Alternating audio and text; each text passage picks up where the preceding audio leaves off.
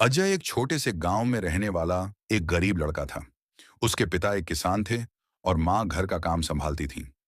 घर की आर्थिक स्थिति ठीक नहीं थी, लेकिन अजय के सपने बहुत बड़े थे।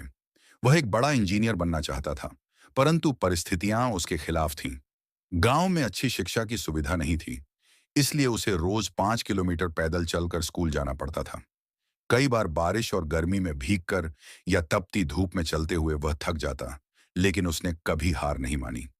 स्कूल के बाद वह खेतों में अपने पिता की मदद करता और रात को लालटेन की रोशनी में पढ़ाई करता।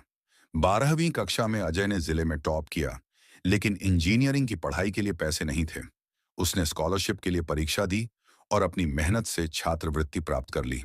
अब उसे पढ़ाई के लिए शहर जाना था। वहां की दुनिया उसके गांव से बहुत अलग थी। नए लोग, नई चुनौतियां। कभी कभी उसे अपने पुराने कपड़े और टूटी चप्पलें देखकर शर्म भी आती, लेकिन उसने इन बातों को खुद पर हावी नहीं होने दिया। अजय ने कठिन परिश्रम जारी रखा और अपनी कक्षा में सर्वोच्च स्थान प्राप्त किया। कॉलेज खत्म होने के बाद उसे एक बड़ी कंपनी में नौकरी मिली।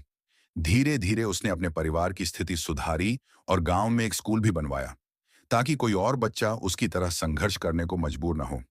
आज जब लोग अजय की सफलता की कहानी सुनते हैं, तो उन्हें सिर्फ उसकी उपलब्धियां दिखती हैं, लेकिन उसके पीछे के संघर्ष को बहुत कम लोग समझते हैं।